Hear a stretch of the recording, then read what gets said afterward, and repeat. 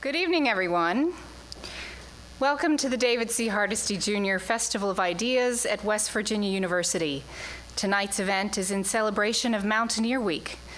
For more than a decade, the Festival of Ideas has enriched students' education and broadened their thinking on the day's most important issues. As a WVU student leader in the 1960s, David Hardesty organized the first Festival of Ideas. Nearly 30 years later, he returned to his alma mater as its university president, and in 1997, relaunched the festival as an annual event, drawing renowned speakers to campus every year. We're very pleased to have President Hardesty here tonight with his wife, Susan. Please help me thank them for their continued service.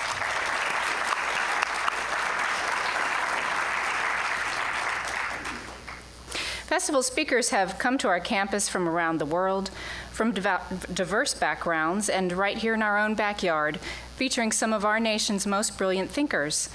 Tonight, we welcome Dr. Ronald L, Professor Emeritus of History at West Virginia University and West Virginia State Historian Laureate, speaking on his recent work published by the WVU Press, Aspiring to Greatness, West Virginia University Since World War II.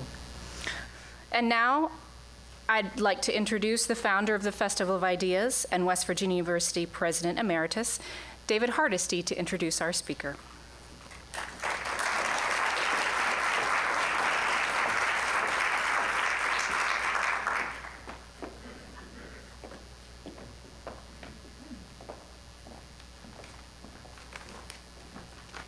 Good evening, everyone, and welcome to the Festival of Ideas. This is about the anniversary of the 47th anniversary of the first festival, which was held in 1966 in October. Featured speakers at the first Festival of Ideas were many, because there were 36 speakers in a one-week period. There were some of you may remember that, and there were not many, I think, but there were panels on sex education. I remember Johnson and Masters were here. The week before, they had been just researchers at a state university in the Midwest. They were on the cover of Time magazine, and 7,000 people from West Virginia came out to hear them. We had Hubert Humphrey. Hubert Humphrey gave a speech on us going into space, and they had told him he had to limit his remarks to 45 minutes, and he did. He was asked one question: when are we getting out of Southeast Asia? And he spoke another 40 minutes on that topic. There were theologians here on the Death of God movement. There were diplomats here from Brazil and Vietnam. Pete Seeger was here, all in 1 week, and often overshadowed by these famous names was the fact that our faculty participated in that first Festival of Ideas as the organizers and as speakers. I remember Paul Selby from law, Manfred Meitzen, the theologian. There were, I think Rule Foster was involved from English. There were people from the College of Arts and Sciences, my college, and so forth. So I'm really happy that we're having one of our own distinguished faculty members as part of the festival. I think it's part of the design, and I think it's the way it should be. Ron Lewis is going to speak to us tonight about his new book on the history of West Virginia. It's called Aspiring to Greatness, West Virginia University Since World War II. I can't say I've read every word, but I know that many of you were part of that history, and while you may not be written in by name, many of you will recognize what he's talked about in his book, and I think enjoy the book. His book should be seen as complementary to The Symbol of Unity in a Sectionalized State by William Daugherty and Festus Summers, both WVU historians. But it is a more complete history, not only because of the passage of time, but because of new documents and materials that came forward and he had access to that others did not. Like Daugherty, Ron was chair of the Department of History. Now, gaining a historical perspective on recent history is sometimes difficult. I remember at Oxford that modern political history stopped in 1850. That was to make sure that we all had perspective. We don't have that luxury today. But if anyone can put West Virginia University's history in context, it's Ron Lewis. He came to us from the University of Delaware and began studying and continued to study Appalachia and West Virginia. He has published or co-authored 14 books and many articles about West Virginia, its people, its industries, the labor movement, the culture of Appalachia, natural resource industries in West Virginia, African American history, race and slavery during the Civil War, and especially in industry, and much, much more. He spent his life studying people of Appalachia, the people of Appalachia. I got to know him better after he published Transforming the Appalachian Countryside in 1998, which I was fond of quoting when I went out around the state delivering talks. For his lifetime of study to our state, Dr. Lewis has been designated the Historian Laureate of West Virginia, a great honor for this university and for the History Department for the College of Arts and Sciences. Given his expertise and the access he's had to so many university leaders covered in the book, I believe we should consider his history of the university a valuable addition to the history of our state, and to the history of this flagship institution, and to the history of land-grant universities in the United States. So I want to welcome Ron Lewis to the Festival of Ideas, in the greatest tradition of this festival, one of our own, speaking about something that is very important to us, our flagship university, West Virginia University. Ron.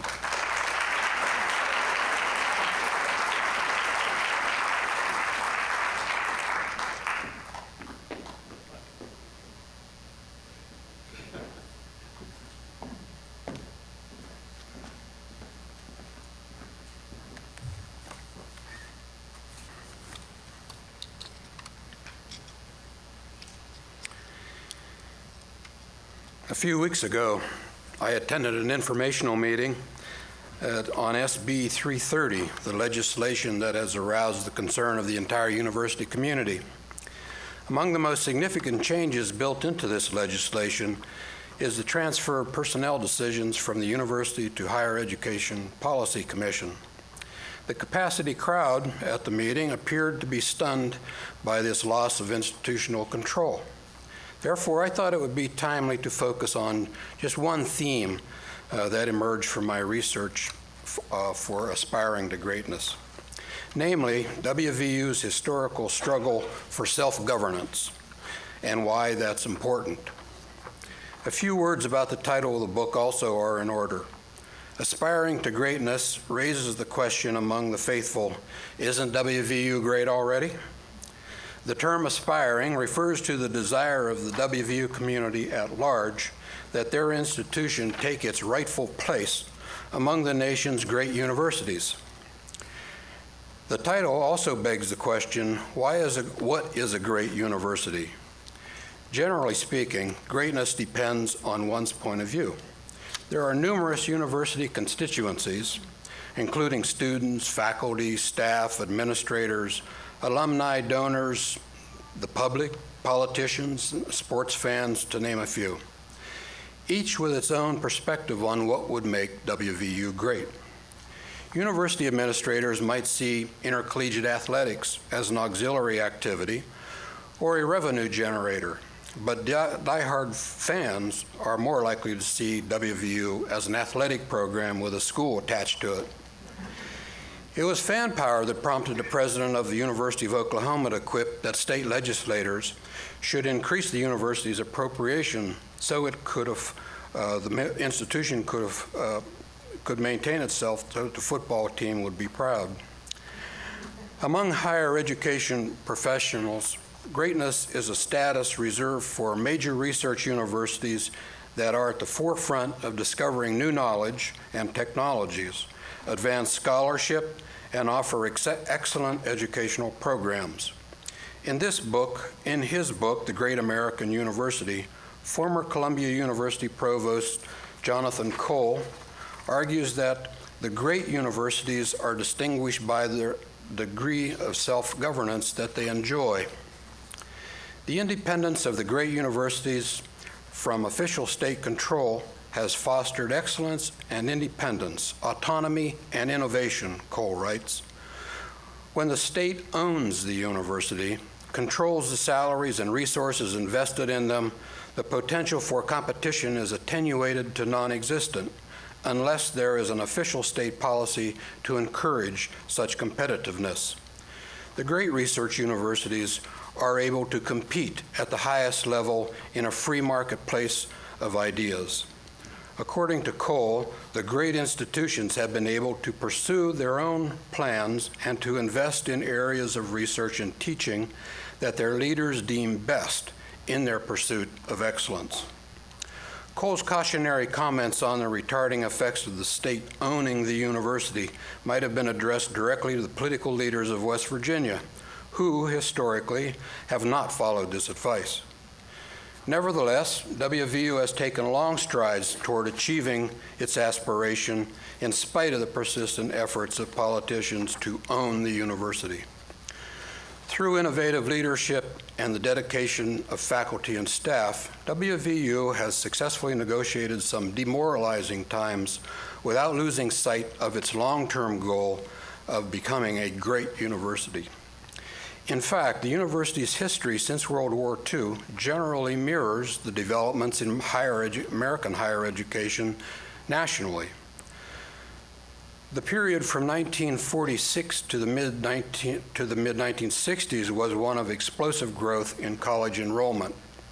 Stimulated by the GI Bill and the National Defense Education Act, WVU was transformed from a small state college into a regional university with a student body more than 4 times its pre-war enrollment.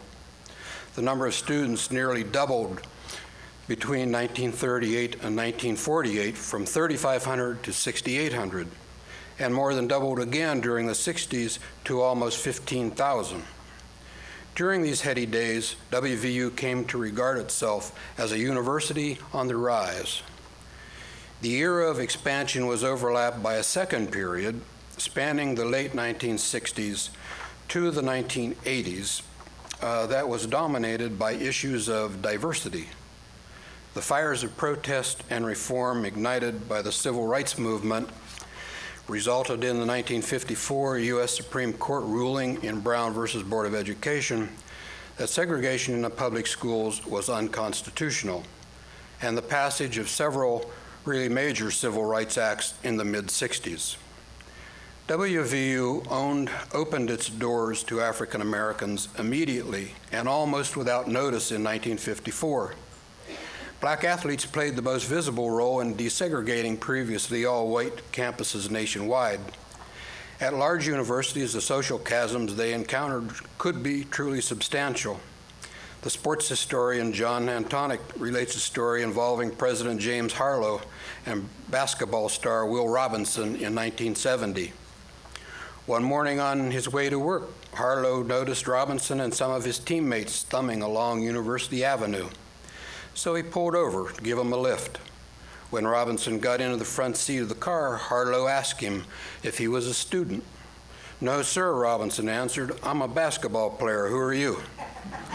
He said, "I'm the president," Harlow answered. Clearly, some connecting bridges needed to be built when the 2 biggest men on campus were unaware of the other's existence. Slowly, and with considerable effort, the university became more racially diversified. The enrollment of women also grew dramatically in each decade after 1960 until women reached parity with men in 1990. As the number of women grew, the multitude of traditional restrictions on women students, such as curfew, checking in and out of dormitory, wearing long pants or shorts, playing in the band, and participating in intercollegiate athletics, all disappeared in the 60s and early 70s. Commercialization increasingly became the transformative force at West Virginia University and at public universities generally during the period from the 1980s on. The term commercialization is used variously to convey the influence of corporate culture in university life and practices, and emphasis on career track curricula and more straightforward efforts to generate revenues from teaching, research, athletics, and other campus activities. Although the university has gained considerably greater confidence in recent years, since World War II, there has been a corresponding decline in the state's proportion of university revenues, from a peak of around 50% to about 20% currently. The ensuing financial pressure on WVU was compounded by a long-term decline in West Virginia's high school graduates beginning in the 1980s. At the same time, the university was increasingly expected to generate more of its own operating funds. WVU's greater flexibility, therefore, was accompanied by a new set of problems requiring the university to become much more entrepreneurial. The immediate solution was to make WVU more attractive to in-state students, recruit more out-of-state students, and raise tuition and fees. The declining pool of high school graduates was a national phenomenon, however, and the university entered a very competitive marketplace. This strategy required investment in upgrading student amenities and student-centered initiatives. The success of this approach is found in today's student body of nearly 30,000 and the very improved conditions that they enjoy. Perhaps the greatest culture shift, however, was the university's aspiration to become a major research university and its confidence that this goal was actually achievable. Externally sponsored research expanded from 13 million in the 80s to 175 million in 2011, which in turn generated federal laboratories and high-tech startup businesses in Morgantown and along the I-79 corridor. Although the university's growth over the last 50 years in scale, complexity, and competency is striking, progress has been slowed by the necessity of negotiating the always tricky politics of West Virginia sectionalism, political intervention in university governance, and serious underfunding. Since WVU was founded in 1867, the politicization of higher education governance has diverted the time and creativity of nearly all the university presidents away from the institution, leading the institution, to defending it from bad policy and hostile factions. From its earliest days, WVU has insisted that as a land-grant university, its mission was unique, and it should not be treated like other state schools or just another state agency. Also from the beginning, however, this has been more an expression of hope than the reality. The sectional conflicts of the Civil War and statehood period, aggravated by geographical isolation, persisted in West Virginia's political culture for decades afterward. Throughout the 19th century, WVU presidents and faculty were often hired and fired depending on whether they were former Confederate or Yankee sympathizers, or which party or political faction was in power. When the Confederate sympathizers, all Democrats, ousted the Yankee Republican state makers from government control in 1870, the Democrats began to clean house. In 1873, they replaced the Republican members of the Board of Regents with Democrats. 2 years later, the new Board of Regents fired the Republican president and the entire faculty and replaced them with Democrats. From then on, the university got no respect at all. In 1881, a bill was introduced to the House of Delegates to abolish WVU and turn it into a reform school. In 1882, Democratic Governor Jacob Jackson recommended abolishing the WVU presidency, and the following year, the Board of Regents did just that, replacing the president with a chairman of the faculty. Then they awarded degrees without faculty approval, and we think they have it in force now. Well into the 20th century, the university presidency was regarded as a proper spoils of office. In 1911, Senator Stephen B. Elkins attempted to have his friend, former Governor A.B. White, appointed president of WVU. White declined, and Republican Governor William Glasscock appointed his business associate, T.E. Hodges to the post instead. Glasscock had the temerity to object to Elkins injecting politics into our educational institutions. Nevertheless, Hodges' inauguration was the political event of the year, perhaps the decade, with President William Howard Taft presiding and practically all the state elective officers in attendance. No university matter was too small to pass a notice of one political faction or another. Something as basic as a university's location was could still stir up a lively debate as late as 1913, half a century after its founding. Charleston boosters claimed, not for the first or last time, that Morgantown was too far north and inconvenient for most of the state's population. Consequently, when Frank Trotter was appointed president in 1916, he busied himself constructing buildings to anchor WVU in Morgantown and to prevent the university from being picked apart by regional factions lusting after one branch or another.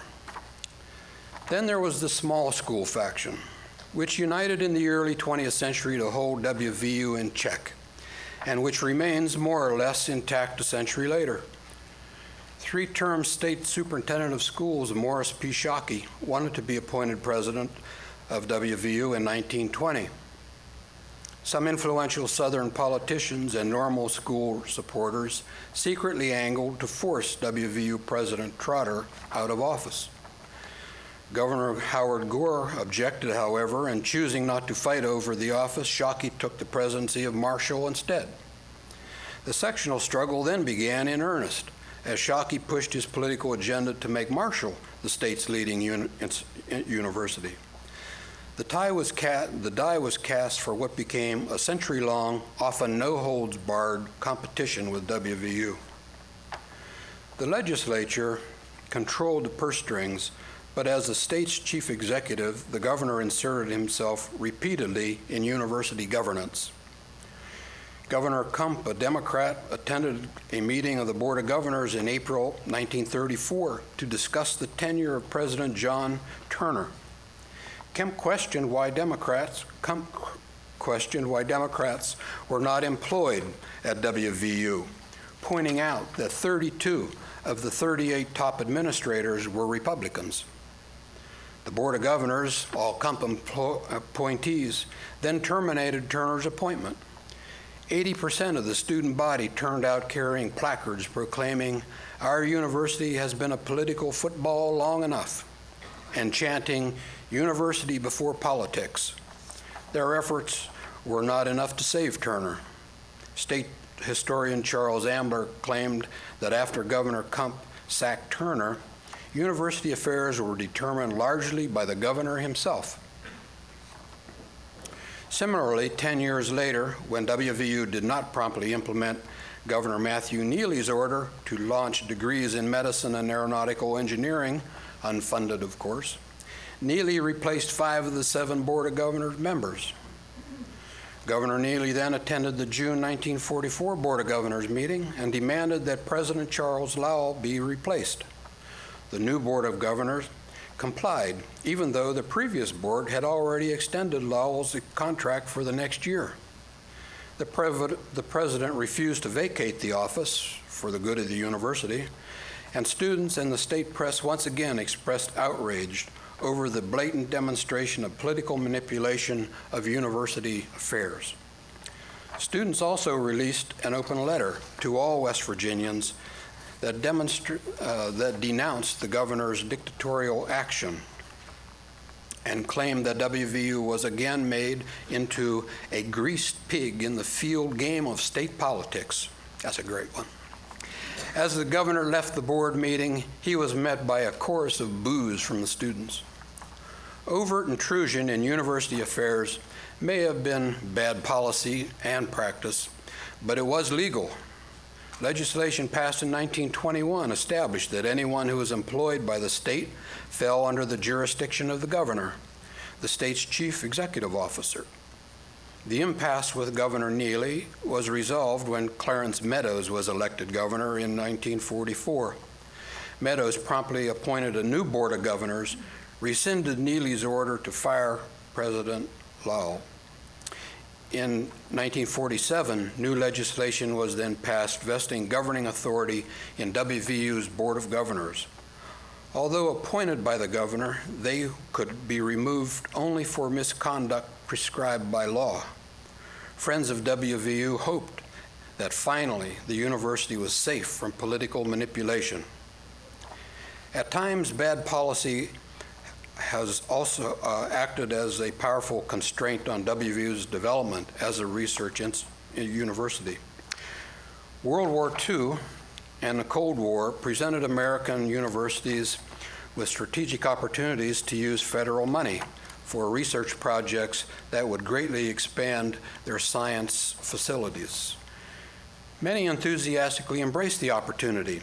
Unfortunately, WVU could not be one of them. While college enrollments skyrocketed after the war, a great separation also occurred between institutions that were primarily undergraduate colleges and the rising research universities. Federal research programs undertaken during World War II that produced the atomic bomb, radar-controlled fuses, radar itself, ballistic missiles, penicillin, and other scientific breakthroughs were coordinated by Vannevar Bush, Director of the Office of Scientific Research and Development. Prior to World War II, federal research was conducted independently in either government or industrial laboratories. Bush was convinced that scientific knowledge grew out of a free marketplace of ideas rather than government planning. Therefore, he shifted funding for scientific research away from federal government to universities, and grants were awarded solely on a basis of merit. Bush's nemesis in Congress was Senator Harley Kilgore of West Virginia, a leading New Deal Democrat. Kilgore correctly believed that under Bush's plan, most federal funding for science would flow only to the most distinguished universities. Therefore, he argued that some portion of public funds should be distributed geographically. To West Virginia's great loss, Bush prevailed, and federal money for research was awarded to the most distinguished universities. Prior to his appointment as WVU president in 1946, Irvin Stewart had been a prominent federal science administrator, a close associate of Vannevar Bush, close enough that Bush presided over Stewart's inauguration. Nevertheless, Stewart was unable to position WVU so it could take advantage of federal resources. Under state law, grants coming to WVU had to be routed through the state treasurer's office, and therefore became property of the state rather than the university. This the federal government would not permit. Also, a constitutional prohibition against state agencies going into debt meant that West Virginia institutions could not accept federally funded projects unless they could finance the contract. The federal government, however, reimbursed universities for research expenses once the work was completed. Therefore, WVU was unable to compete for the federal resources it so sorely needed to elevate its programs and facilities. Consequently, instead of becoming a major research university, WVU became a large undergraduate school with a few graduate programs. While the inability to capitalize on federal spending for research was an inadvertent constraint on the university's development, raw sectionalism was never inadvertent. The fight over where the WVU Medical School would be located offers a memorable example. Historically, medical students attended basic science classes at WVU and then transferred to a four-year medical school to finish their studies. Even though the Board of Governors insisted that all university facilities should be on the Morgantown campus, a bill introduced in 1948 proposed a four-year medical school to be located in Charleston because it was more central to the state's population. Predictably, no clear consensus emerged from either the public hearings or the expert advisors, so the decision fell to Governor Oakey Pattison, who believed that something as important as a new medical school should not go down to defeat simply because of sectional politics. Convinced that he was about to commit political suicide, Pattison announced that he would not run for a second term, and in June 1951, he announced his decision to favor Morgantown. During the 22 years after the legislature vested self-governing powers in the Board of Governors, the university made major strides in creating a university in fact as well as a name, to use President Stewart's phrase. The dismal economic environment in West Virginia during the post-war decades heightened the search for efficiency in government. Governor Hewlett Smith proposed in 1967 that West Virginia follow the national trend in higher education by creating a single board of regents. The small schools liked that reorganization because it would enlarge the financial pie for their institutions and gave them room to enlarge their own share of appropriations by controlling WVUs. Once again, the university's quest for greatness would be delayed while, like Sisyphus, it began the never-ending struggle of rolling the stone back up the mountain. The Board of Regents was approved in 1969 under Governor Archmore's first year of office, and it wasn't long before President James Harlow and the board were at loggerheads. President Harlow informed the faculty assembly a few years later that WVU had been transformed from a self-governing community of scholars to one very tightly controlled from outside, and that their president now performed primarily ministerial functions. As the state asserted its ownership of the university, aspirations of greatness were all but snuffed out. For the next 20 years, the university endured what can only be described as a slow-moving disaster. During the 20 years of self-government prior to the creation of the Board of Regents, WVU experienced a major building boom, especially on the new Evansdale campus. During the Board of Regents era, however, new construction ground virtually to a halt. Under the per-student funding formula adopted by the Board of Regents, the percentage of appropriations to the other state schools increased, while those to WVU decreased. By the mid-'80s, WVU had lost an estimated $45 million from its base budget just from the change in the funding formula. Also, the Board of Regents placed a much heavier emphasis on teaching and de-emphasized research. This was suitable for the state's undergraduate colleges, but played havoc with WVU's promotion and tenure guidelines that were designed for a research university. The university also lost control of its branches. The Parkersburg Center became a community college, and WVU's Kanawha Valley Graduate Center became the College of Graduate Studies. Only Potomac State remained a branch, and then only because the proposal to make it a community college met fierce local resistance. Moreover, legislatively imposed salary caps, continuous chronic underfunding, and a centralized staff classification scheme all caused serious problems. The complex bureaucratic maze that was the Board of Regents simply did not accommodate the needs of a research university, and at times nearly incapacitated WVU.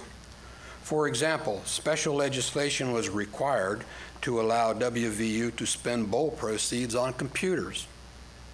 Do you know how difficult it is to buy rhesus monkeys through state purchasing? President Gee questioned in 1985.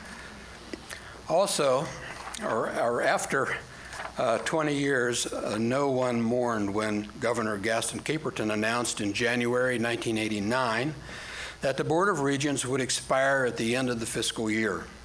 It was replaced by a University of West Virginia system that incorporated WVU, Marshall, and the College of Graduate Studies, and the medical education centers.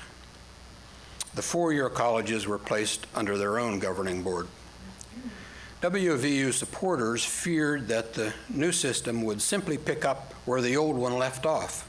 Their fears seemed to be confirmed with a renewed effort to move the Health Sciences Center to Charleston. Under the Caperton Initiative, medical education at WVU, Marshall, and the Osteopathic School in Lewisburg would be centralized in Charleston, and an emphasis would be focused on training physicians and other health professionals to serve in rural areas. Marshall had much less time, effort, and money invested, so they readily agreed. But WVU strenuously objected. The grand fight that ensued cost the Vice President of the Health Sciences Center his job, and President Bucklew came under intense pressure to cooperate. The WVU School of Medicine Advisory Board mobilized against the proposal literally overnight. They contacted colleagues throughout the state, most of whom were WVU graduates, urging them to call the governor's office in support of the university. Upon learning from President Bucklew that WVU had already taken steps to establish clinics in most of the counties where medical students would be trained, the governor backed away from this proposal. Convinced of WVU's commitment, Governor Caperton took the lead in obtaining a $6 million Kellogg grant to assist the university in completing its rural health care initiatives. By 2008, the School of Medicine was ranked for the first time in the top 10 for rural health care. The role of Governor Caperton was refreshingly motivated by what was best for the state as a whole. And on those terms, WVU showed itself to be more than a willing partner. The legislature also exerted political ownership over WVU.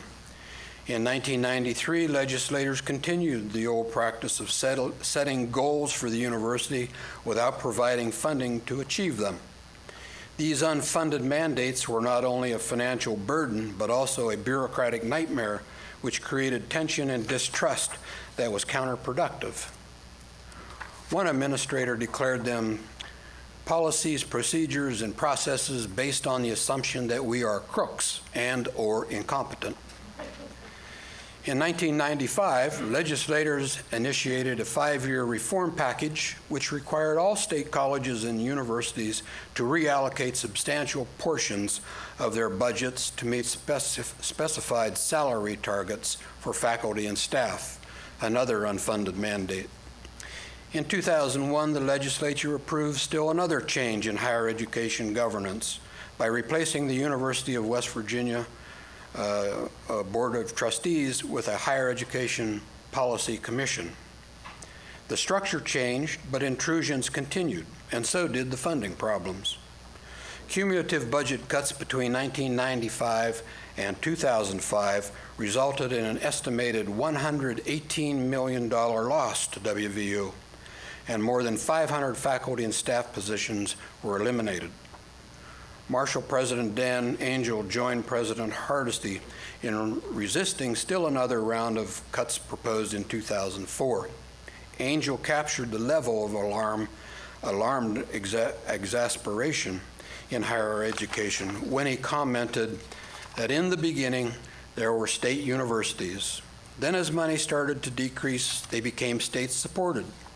Now they're becoming state-assisted, and we're heading towards state-located. Nationally, as at WVU, the underfunding of state universities became progressively worse over the following decade. Joe Manchin, who replaced Bob Wise as governor in January 2005, gave higher education institutions more flexibility to manage their own affairs. In his State of the State address, he announced that he wanted to remove the shackles from higher education because the colleges needed the flexibility to be able to compete in the marketplace. This was music to the ears of WVU supporters, and the melody waxed even sweeter when Manchin and the legislature restored authority to the Board of Governors to manage the university affairs. West Virginia and its flagship institution had joined the national trend in public higher education funding. Prior to the 1980s, the prevailing idea was that a college education was a public good and therefore should be subsidized by taxpayers. Beginning in the 80s, the notion that higher education was a private benefit replaced that of the public good. Consequently, an ever larger share of the cost of education was shifted to students, and tuition rates rose year after year as universities looked for new sources of income to offset losses in state support. This trend generated great concern among higher education professionals. They pointed out that the decline in state funding would make college education less accessible and therefore slow down America's traditional escalator of upward mobility. An important consideration in West Virginia, where a large majority of freshmen are first-generation college students.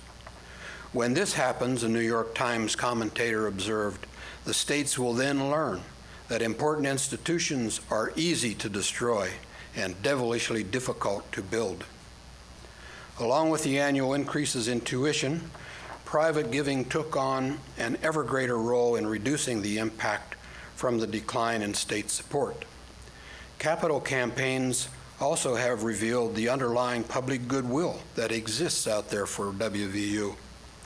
President Bucklew launched the first major capital campaign in 1988 with a goal of $102 million and garnered $130 million. President Hardesty launched a Building Greatness campaign in 2000 with a goal of $250 million, and it yielded $336 million. The current capital campaign set a goal of $775 million and has achieved 90% of its goal with 2 years yet to go. WVU researchers were also forced to become more entrepreneurial. Although independent scholarship was not disregarded, applied research in the sciences and engineering was elevated from an individual creative activity to a university-managed endeavor. Research culture at WVU had been ad hoc and opportunistic. Now it became strategic and concentrated in science, technology, engineering, and the medical disciplines where the largest research grants were available.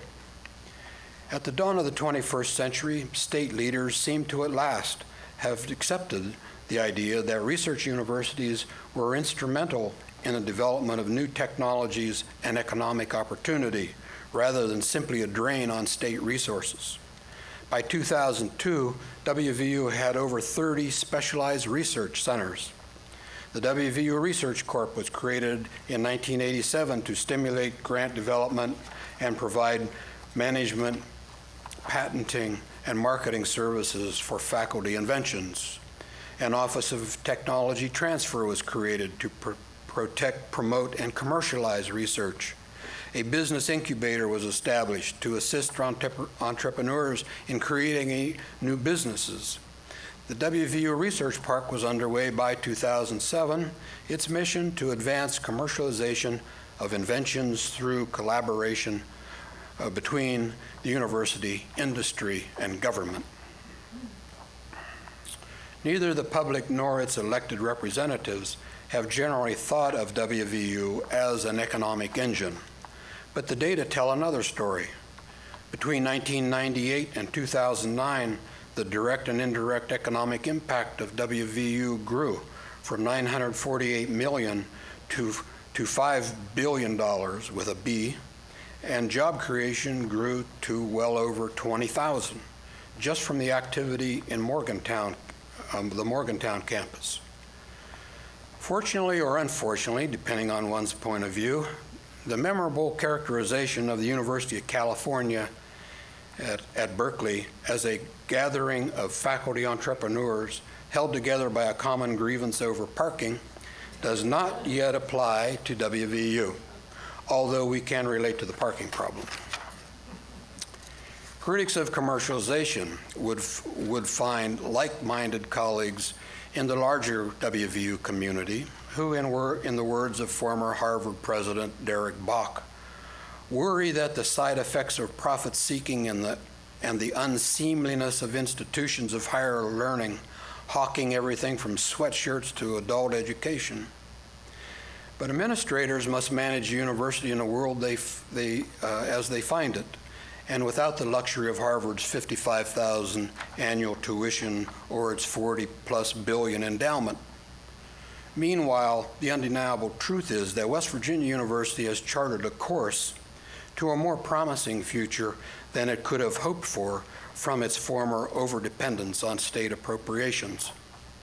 If the past can prepare us to manage the future, wise political leaders might have drawn a powerful lesson from the state's historical approach to university governance. The evidence, however, is that they have not broken away from the politics of sectionalism and a political culture which emphasizes cutting expenses rather than generating revenues and constraints rather than opportunities. My research for this university history ended with 2007, but events since then have demonstrated that the compulsion for state politicians to own the university has not abated. Most recently, SB 330, which I mentioned at the top of this presentation, seems to have resurrected the worst aspects of the old border regions, which we were so happy to be rid of in 1989. Its one-size-fits-all approach to higher education governance and failure to recognize that WVU competes for talent with research universities in a national marketplace rather than with other state colleges just does not seem to go away. Apparently, neither does the impulse to create a stifling bureaucracy or the need to micromanage from afar. With a high rate of turnover in state elective offices, institutional memory tends to be short. The results are unfortunate for both the state and for higher education because the same mistakes are repeated over and over again. Ultimately, the question is, where will WVU be in 20 years?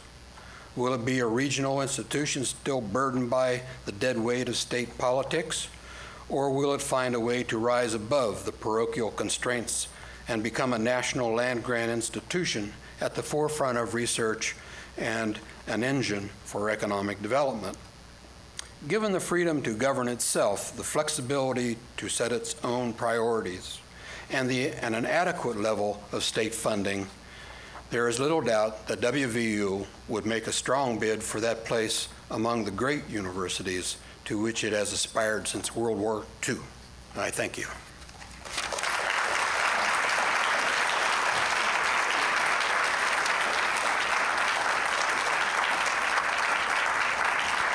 We'll take questions now from the audience. If you have a question, please raise your hand and we will come to you. Well, thank you. I enjoyed your talk very much. Just an anecdote about the struggle between state control versus university control is illustrated by the to allow Ruby Memorial Hospital to come into existence and replace the old university hospital, which was part of the main health sciences center, the big, tall, eight-story part of it. And that had to do with the fact that, again, the state, in a sense, over-controlled both personnel, purchasing, and so forth, not only within the university hospital, but obviously throughout the entire university. And I remember working in the cardiac catheterization laboratory and complaining about one catheter or another not being available because the purchasing agent was the same guy that decided what kind of cars the state police would have. In any case, the university hospital did not meet fire and life safety standards year after year. I mean, it was built in 1960, or actually in the 50s, and opened in 1960. And when JCAH, Joint Committee on Accreditation of Hospitals, would come by every year or so, we would show that we had indeed in the asking budget to ask for funds for meeting fire and life safety standards, and that was never allocated, however. And finally, when David Fine was administrator of the hospital, not too long after his arrival, and Senator Rockefeller was then governor of the state, the state basically, and the governor was told that if we did not meet fire and life safety standards this year by an allocation of approximately $85 million that it would take to reach that goal, then we would not be accredited as a hospital. And of course, if that happened, you can't take Medicare patients and so forth. It'd be the end of the hospital. Now, whether that was a threat or reality, is unknown. But David Fine then proposed that if you set us free, let us become a not-for-profit hospital, part of the university, but out from under direct state control, then we'll float bond issues, build a new hospital, which indeed became Ruby Memorial Hospital, and you can see how much has thrived since that time. So again, just an illustration of that struggle between state and university authority and power and control. Well, the examples are legion. I mean, you could do a book just on the examples. On the medical school, well, the whole complex out there is so complicated just because of all of that. I mean, the arrangements. There is, in the book, I do try to grapple with that, but well, for one thing, I'm not competent to dealing with it in detail, but there is a general treatment of what you're talking about. But you can do that everywhere. And if you're looking for that, you'll find it everywhere. And incidentally, all the other state schools, they're a lot worse off than we are. That's the truth of the matter. And I mean, I trace it back to politics sectional politics, because there are just too many of these small schools. And then they become, politically committed to them. It's impossible to destroy, to close one of these schools. Not that I'm advocating closing the schools down. It's just that that's an example. And then it accumulates over years and years, and then it becomes impossible to rectify it. But thank you. Thank you. Other questions? Up here in the front.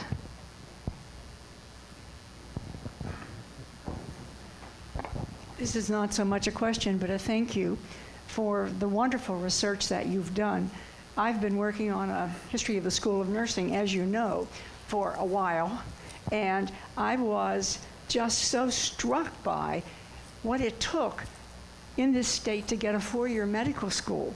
I mean, from at the end of, even before World War II, but at the end of World War II, it was, I mean, everybody wanted one, but nobody wanted to pay for it, and then nobody could agree where it ought to be. And Right. when finally Governor Pattison made the decision that it would be in Morgantown, I mean, it was because the legislature could not agree at all. And between Charleston and Huntington and even Beckley, because they had a veterans hospital there, they thought might be a better place. And my interest in the School of Nursing, I realized that our fate was really linked to that of the medical school. And until we got a medical school, 4-year medical school in the state, there would not be a school of dentistry or a school of nursing. And then they all came together at the same time. Yes. And President Stewart, I think very wisely said he would accept it, but not pay for it. Yeah. And there had to be a revenue stream, and that's where the pop tax came from. And I mean, you're a historian, you've been immersed in all of he had this. other plans. He said, we have the money that you give us. We could do, we have far more needs Exactly. than taking on the added expense of a medical school, which would be a very expensive proposition, Right. and we don't have the funds for it. Right, right. So, yeah, I mean, these things come out of the blue. The medical school came out of a proposition, or a proposal put forward by the Medical Association in 1948. Right. And, and then they argued about it afterward. But the Coliseum came about that way. The Mountaineer Stadium came about that way by politicians who suggest this, and they impose it on the university. And here's a president saying, well, who wouldn't want a new stadium? Who wouldn't want a Coliseum? Who wouldn't want a new medical school? You're going to give me the money to pay for it. And, well, that's different. But the university, as you mentioned, needed so much. And Stewart said, I will not take the money from any of these other academic needs or programs. We'll take the medical school, but you have to pay for it. And, there's another side to this. I mean, there is the state government side to this, which is that, look, we have 1.8 million people. How much money can we squeeze out of this many people? and you raise business taxes and they go somewhere else. And so it's a complicated mix. I'm making this argument the way I made it because it just seemed to bother me that no one had, at this meeting, people seemed to have been stunned by the very idea that they would take this. Well, we had only had self-governance for a few years. I think I tried to count up the years you could legitimately say WVU enjoyed its self-governance. And I got to about 30, maybe 35 at the most. Truly self-governance, where the Board of Governors had vested authority in running the place. I'll just make one more point, which I'm sure is in the book, is that the building, the actual construction of the medical center, as they called it, could not begin until the money was there. And so the money from the pop tax was accrued for something like almost 8 years. Yeah. And when that medical center was built, it was paid for, which was And unheard of. they had to fight with the bottling association constantly, year in, year out, for that pennies a bottle. But thank you so much. This is, just fascinating. Thank you so much. So thank you. Thank you very much, Professor. I really enjoyed the information you shared tonight. One of the things that struck out to me is many times when you would mention a governor or a politician, they were an alumnus of WVU. So I was wondering, have met politicians who have been students of the university, has the alumni factor ever played a significant role in the politics within the state of West Virginia or towards the university? Have alumni played a role in the politics? Well, I really haven't followed that up, but I know just anecdotally that, of course, you always call out the alumni, strategic alumni, to protect you when you have to, which, if you're a student, is something you should remember. You need all the friends you can get. And there are some places where there's so much money to go around, you don't have to fight for it. That West Virginia is not one of them. And so the university can use all the friends it can get. There are probably a lot of cases that I can't cite any, and I really wasn't looking for that, but alumni, of course, as donors, if nothing else, are absolutely crucial. And of course, certain of those alumni would be politically powerful enough to help protect you. So yeah, I'm sure that goes on. I should have asked that question, actually. That would be an interesting thing to know specifically. Thank you. Any other questions? Ron, you mentioned in your book that President Harlow wanted the Board of Regents to construct a tunnel at Grumbines Island. Yes. I want that tunnel. I still want that tunnel. Yeah. And I wondered if there would be in the collection, in the West Virginia collection, drawings depicting how the tunnel would be constructed. Not that I know of. There could well be. But I'm not sure it ever got to that stage, actually. Yeah. There have been a lot of proposals for this. Probably every president in recent times has had to struggle with that one, but I don't think it ever actually got that far. The last time I heard about it was they started contemplating what they would run into under the street. And that would have been a major problem because who knows what's down there. And there was also a lot of apparently power lines and things like that under there. But I'm not sure that's the best. I've walked under a few underpasses in other places. And they collect water, and so students go, skirting around, they become bottlenecks. Then you can have the overpass.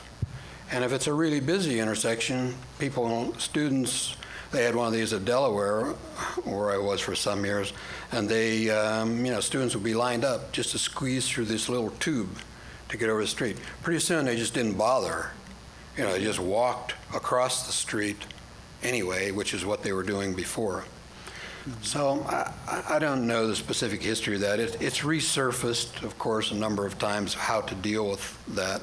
Grumbeans Island turned out to be one of the more, I guess, workable things that they could actually do without costing multi-millions. And of course it would, you know, they don't want to interrupt the traffic flow. I mean, you have to redesign the campus. Pretty soon you're working on a lot of complicated things. So, yeah, I don't know if I can answer your question specifically. There's someone here from the West Virginia collection, though, I saw, who might know if there is a drawing of that underpass. I don't think so, though. I would say that that is probably the biggest negative on my list for when I first hit town. When I saw that a major highway went straight through the middle of campus. Well, this was one, when I first came to Delaware, I guess I came with an Eastern point of view. I said, how is it that no one gets killed in this thing? But it seemed to work. You know, during working hours, cars stopped. Students went by. After hours, run for your life. You know, so they reclaimed the street. So, I don't know, it reminded me of a four-way intersection without a light on Greenbag Road. It worked. Now they put a light. People are driving like crazy to beat the light. So I don't know if there are any more accidents there or not, but that's what it reminded me of. Sorry. Final question in the back.